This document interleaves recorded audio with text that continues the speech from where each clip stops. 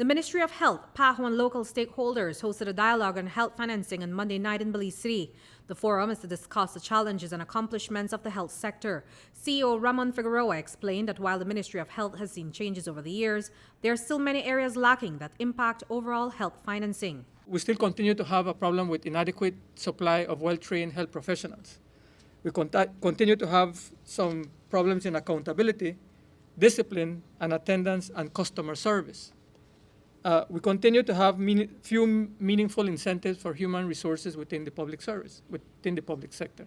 So these are some of the challenges that persist to this day. In terms of access and equity, I think we are striving to make some positive gains in some of these areas.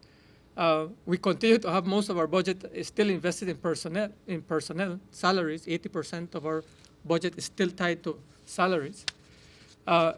We still invest quite a bit in curative care as opposed to preventive care, although with the introduction of the new model, we started investing a lot more in preventive and primary care. Key on the agenda was the signing of the Country Corporation Strategy 2017-2021. It is a medium-term vision to guide PAHO's work in and with the country in support of the country's national health policies and plans towards the achievements of the Sustainable Development Goals. The CCS seeks to respond to specific priorities and needs of the country. Central to that discussion is sustainable health financing, something that Belize has struggled with. The only thing in my mind that's holding us back right now is a decision on sustainable financing.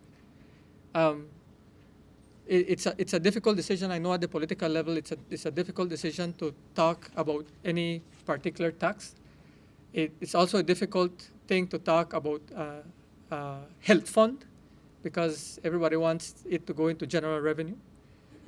We're saying, and all our surveys are indicating that people are willing and able to pay for health care if they're getting the kind of care that we provided in the South Side. And we've done the surveys, we've gotten the results. People are willing to pay if they can get that, but they also want it to be a separate fund. Presently, from general revenue, we're investing about $15 million to cover the about 33% of the population right now. Less than half the population is being covered right now under the NHI scheme. And as I said, it's been, 15 years? We need to move on. We need to cover the rest of the population. In Belize, we're investing only 3.4% of our public funds into health. If you put public and private, we get about 5.5% of GDP. Only 20 to 24% of our budget really is invested at the primary care level.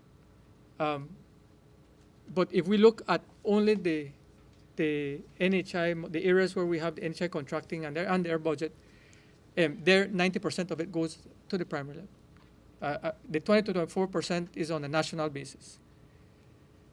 If we realize that only 60 to 80% of all the problems can be met at the health problems can be addressed at the primary level, yet 50% of our budget goes to secondary care, something is wrong. PAHO's director says that the principles behind financing health services take into consideration universal health coverage and universal access to health with impact on underprivileged groups, those who can't afford an increased cost of health services. We need to be sure that the poor particularly have access to healthcare services.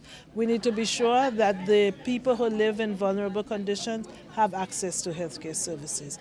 And we need to be sure that they are not impoverished in so doing, that they don't become poor because they seek health services, or that the payments when they seek care do not become a barrier to them seeking care.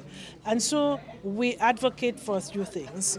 One is that we need to reduce towards the elimination of payments at point of service. This means when you go to the doctor or to the healthcare service that you pay. So to buffer those costs, PAHO says that the pooling of resources is imperative, but there are different ways that the government can increase budget for health services without necessarily passing those costs onto those seeking health care. So we advocate for the pooling of resources.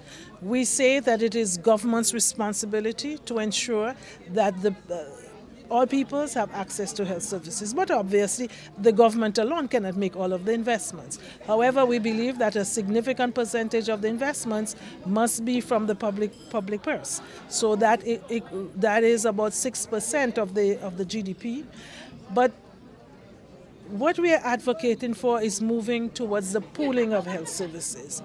Now, the pooling of the resources, not health services, the pooling of those resources will come from several sources, but it must all come to one pool. So, government investments are usually through taxation, so ensuring that you collect the taxes. It can come from national health insurance or other insurance schemes, and then it can also come from something that we call sin taxes. We need to put taxation on cigarettes, taxation on sufficient taxation on sugary drinks and unhealthy foods, and some governments make the decision to then invest those taxes into the pooling mechanism. Reporting for News 5, I'm Andrea Polanco.